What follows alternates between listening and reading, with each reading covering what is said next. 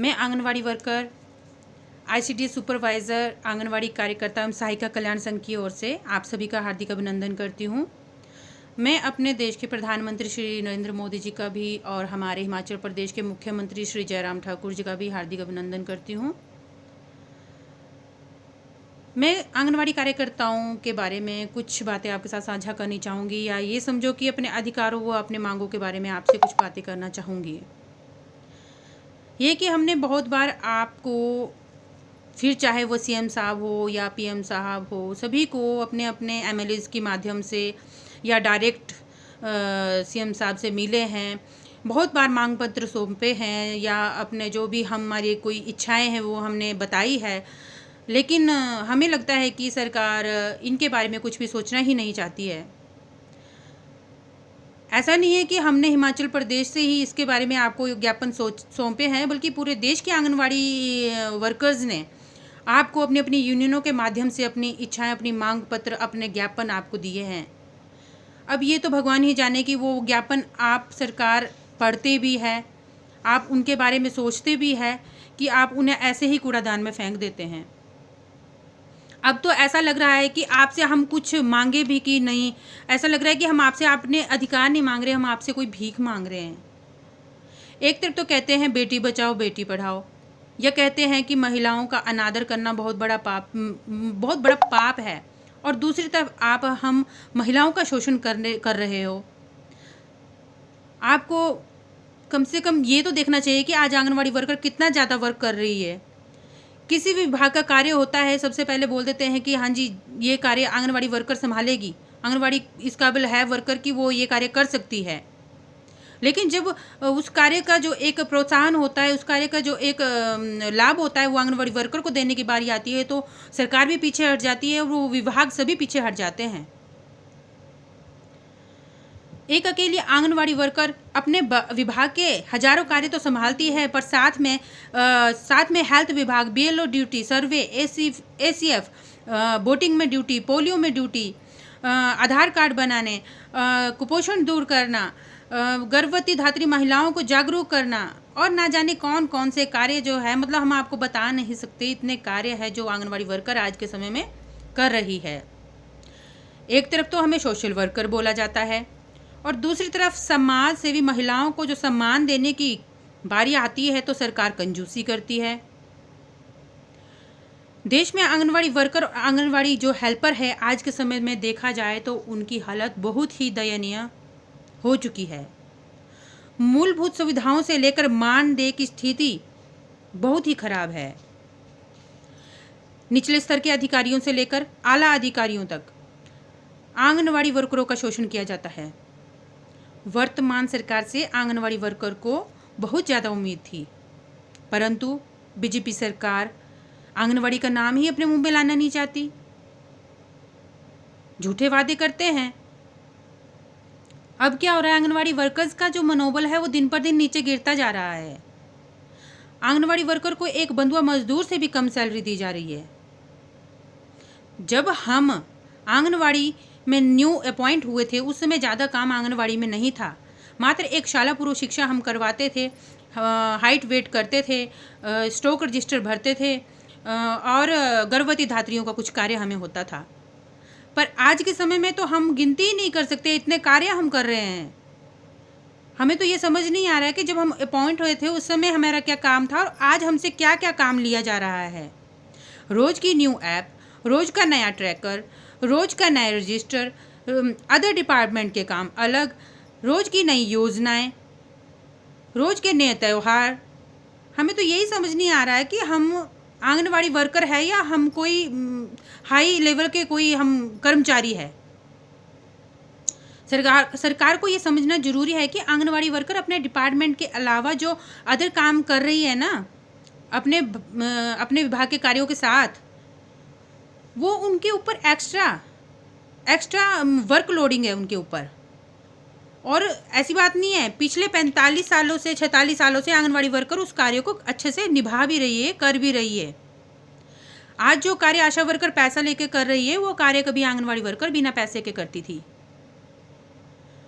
आज कोई भी विभाग उठकर आता है जी आंगनवाड़ी वर्कर ये सर्वे करके दे दे, कितनी लाइटें हैं, कितनी सोलर लाइटें हैं, कितने हैंडपंप हैं, कितने नलके हैं, कितने कच्चे घर हैं, कितने पक्के घर हैं, कितने बुजुर्ग हैं, कितने युवा हैं, कितने बच्चे हैं, कितनी गर्भवतियां हैं, कितनी धात्री हैं,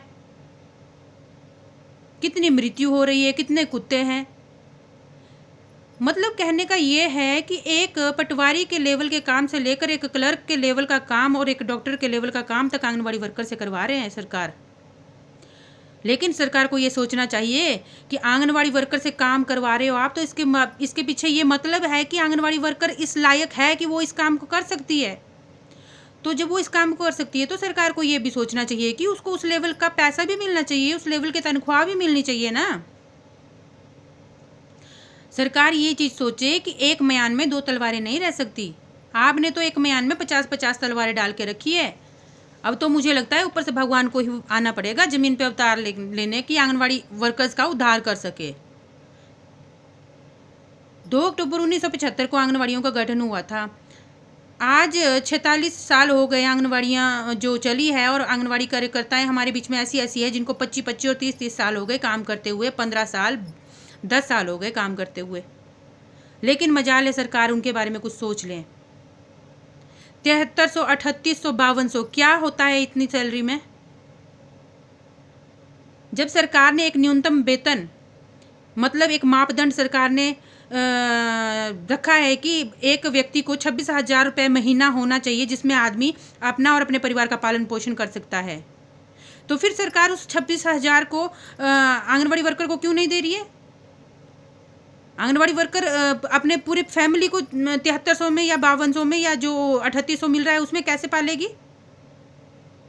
देश के 16 करोड़ से ज़्यादा बच्चों पर हम आंगनबाड़ी वर्कर निगरानी रखते हैं। देश की गर्भवती धात्रियों के ऊपर हम निगरानी रखते हैं। हमारे जो भी नियर बाय जितने भी एरिया में लोग होते हैं उनको हम जागरूक करते हैं हर एक काम के प्रति। घरेलू हिंसा ना हो उसके प्रति हम जागरूक करते हैं लोगों को। लेकिन देखा जाए तो असलियत में आंगनवाड़ी वर्कर का हर जगह शोषण होता जा रहा है दिन प्रतिदिन। जहां आंगनवाड़ी वर्कर के किराए पे सेंटर चल रहे हैं, आंगनवाड़ी केंद्र चल रहे हैं, वहां 5-5 हज़ार रुपया किराया मांगते हैं। सरकार क्या दे रही है? 750 रुपया। बिजली का बिल नहीं पूछते, पानी का बिल नहीं पूछते, सीवरेज का बिल नहीं पूछते, कूड़े का बिल नहीं पूछते। ढुलाई का बिल लगता है 500, 700, 800 रुपया। सरकार क्या दे रही है? 250 रुपया, 200 रुपया, 300 रुपया। बाकी पैसा आंगनवाड़ी वर्कर अपनी जेब से भर रही है। हमारी यूनियन ने कोरोना के दौरान 3.5 लाख रुपया मुख्यमंत्री रिलीफ फंड में दान स्वरूप दिया था।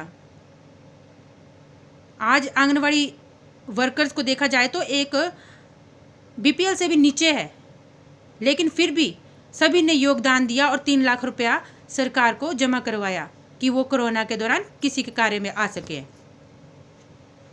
आप हमारी तनख्वाह को जरा 4 हिस्सों में डिवाइड करके देखना, क्या उसमें पूरे परिवार का खर्चा पूरा हो सकता है? पूरे देश में 5 लाख के करीब आंगनवाड़ी वर्कर्स है। हिमाचल प्रदेश में 36,000 के आसपास आंगनवाड़ी वर्कर हेल्पर है। आप हजारों लाखों करोड़ों कर्मचारियों को अच्छी तनख्वाह दे रहे हैं, फिर आप आंगनवाड़ी वर्कर्स के बारे में क्यों नहीं सोच रहे हो?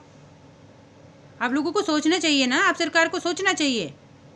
आंगनवाड़ी वर्कर एक ग्रास रूट लेवल से लेकर एक टॉप तक का काम करती है। हर एक लेवल का काम आप आंगनवाड़ी वर्कर से करवा रहे हो। आंगनवाड़ी वर्कर ने 2020 अप्रैल से कोरोना में जो कार्य किया उसके लिए कोई प्रोत्साहन राशि नहीं दी गई, और जब कुछ बातें सुनाने की बारी आती है तो आंगनवाड़ी वर्कर को अपशब्द बोले जाते हैं, फील्ड में भी बोले जाते हैं जब वो फील्ड में कार्य करने जाती है। मैं सरकार को बोलना चाहूँगी कि आप आंगनवाड़ी का जो है दर्द समझें, आंगनवाड़ी वर्कर्स का दर्द समझें और उन्हें सपोर्ट करें। ये नहीं कि 500 रुपया बढ़ा दिया, 1000 रुपया बढ़ा दिया, 2000 रुपया बढ़ा दिया, मजाक बना के रखा है। कुछ भी देने से पहले आप अपनी मासिक सैलरी भी देखें और हमारी मासिक सैलरी भी देखें, अपना काम भी देखें और हमारा काम भी देखें। एक रैली में आप हजारों करोड़ों रुपया खर्च करते हैं, क्या जरूरत है रैलियाँ करने की? आप वो तनख्वाह आप हमारे जैसे कर्मचारियों को दो जिनका परिवार हमारी सैलरी पे पल रहा है। अच्छा वो भी छोड़ो, आप ऐसा करो, आप जो हमारा 7300 है, जो हमारा 5800 है, और जितना भी हमारा 3800 है worker helper, mini helper worker का और हेल्पर का, आप वही सबको कर दो। एमएलए को भी वही रखो, आप कर्मचारी को भी वही रखो, आप पीएम को भी वही रखो, आप हर एक मंत्रियों को वही रखो, वही सैलरी रखो आप सबको 7300। देखते हैं कैसे अपने परिवार का पालन पोषण करते हैं।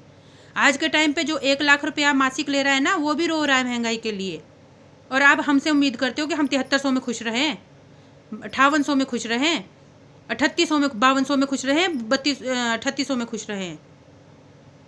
मैं सरकार को बोलना चाहूँगी, जब तक हमारे लिए कोई पेंशन सिस्टम शुरू नहीं होता है, हमारी कोई वर्कर अगर रिटायर होती है तो उनको 5 लाख रुपया आप रिटायरमेंट पे दें।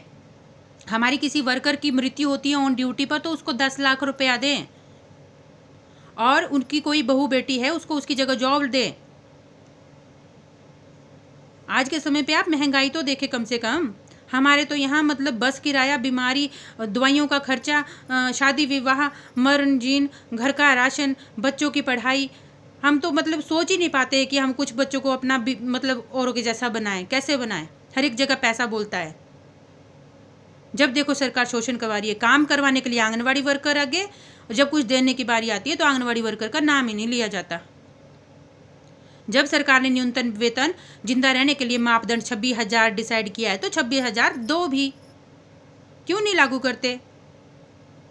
आज के टाइम में वो आंगनवाड़ी वर्कर हेल्पर की रिटायरमेंट हो रही है, एक कागज देते हाथ में, जाओ घर में बैठो। शर्म की बात है।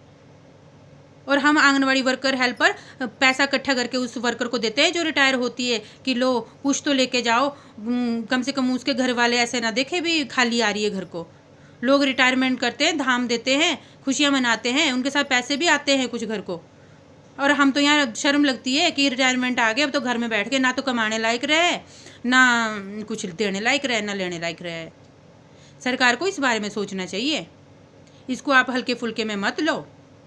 आप हिम केयर योजना बोल रहे हो आंगनवाड़ी वर्कर को दे दी, हिम केयर का फ़ायदा क्या? एडमिट होंगे उसके बाद कहीं इलाज शुरू हो गया। जो हमारा डेली का दवाई का खर्चा आ रहा है, कहीं बहुत वर्कर्स को ऐसी ऐसी बीमारियां लग चुकी है कि महीने की 4-5 हज़ार की दवाई आ रही है, उसका खर्चा नहीं मिलता। दवाइयों के हमारे बिल नहीं बनते। हॉस्पिटल से मात्र कैल्शियम आयरन मिलता है, जो हाई लेवल की दवाइयाँ हैं वो हॉस्पिटल से मिलती ही नहीं है। बाजार में जाके खरीदो तो हमारे बिल नहीं बनते हैं। सरकार को सोचना चाहिए ना इस बारे में। आप कम से कम हमें इतना तो दो कि एक औरत अपने परिवार का पालन पोषण सही से कर सके। ऐसी सम्मानजनक सैलरी तो आप हमें दीजिए। इतना कार्य, मतलब आप हमारे से 7300 में इतना काम करा रहे हो, 7300 में आप 50 काम हमारे से करा रहे हो। बोलने का मतलब ये है कि 50-60 हज़ार लेवल जो 1 रुपया मासिक होना चाहिए था, उस लेवल का कार्य आप 7300 रुपये में आराम से करवा रहे हो हमारे से।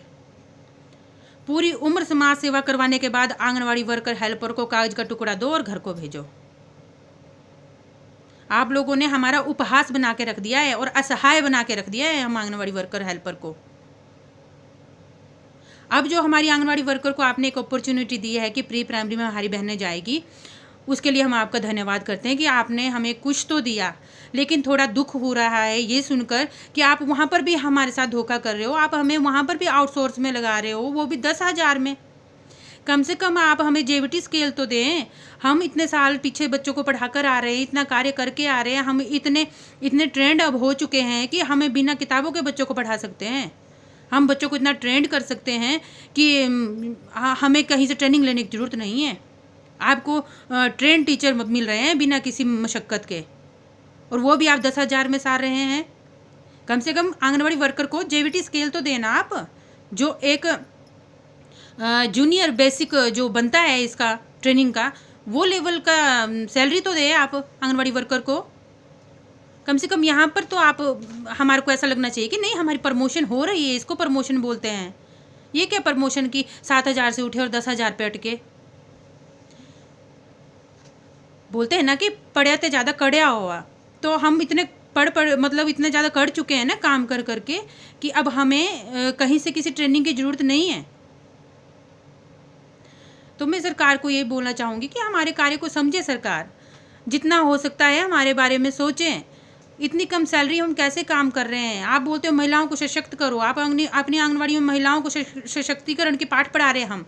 हम पता नहीं कितने कितने कार्य करवा रहे हैं, कितने कितनी जानकारियाँ लोगों को दे रहे हैं, लेकिन खुद हमारी जो अपनी सशक्तिकरण, अपना अपना स्वयं का है ना स्वाभिमान, वो हमारा गिरता जा रहा है।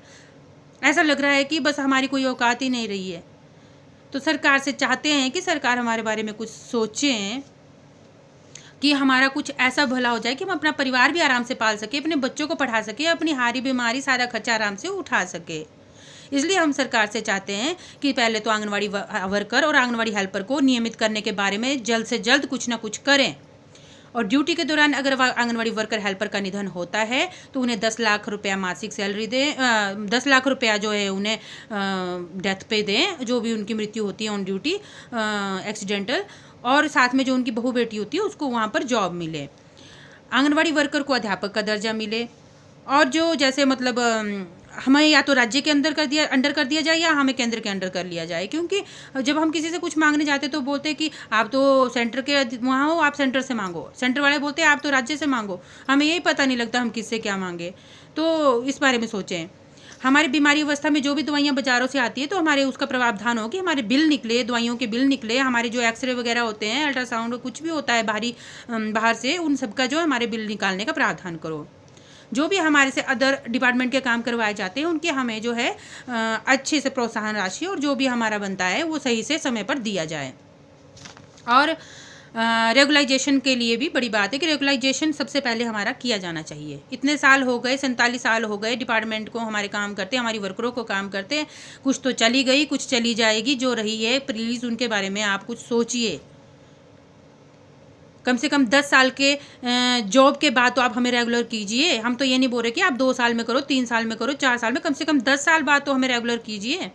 10 साल बाद तो हमें उत्तराधिकारी बना दीजिए सरकारी कर्मचारी होने के। आज प्री प्राइमरी में जो आपने हमें ये मौका दे रखा है तो प्लीज़ वहाँ आप हमें जेबीटी स्केल दें आंगनवाड़ी वर्कर्स को। और हम आपसे ये भी बोलना चाहेंगे अंत में कि हम आपसे कोई भीख नहीं मांग रहे, हम आपसे अपने अधिकार मांग रहे हैं, हम आपसे अपनी मांगे मांग रहे हैं, जो हमारा हक बनता है वो मांग रहे हैं, जो हम कार्य करते हैं उसके बदले में मांग रहे हैं। तो हम यही चाहेंगे आपसे यही उम्मीद करते हैं कि जो सरकारें इतने समय से ना कर सकी वो मोदी सरकार, जयराम सरकार 2022 में हमें यह करके बताएगी। धन्यवाद।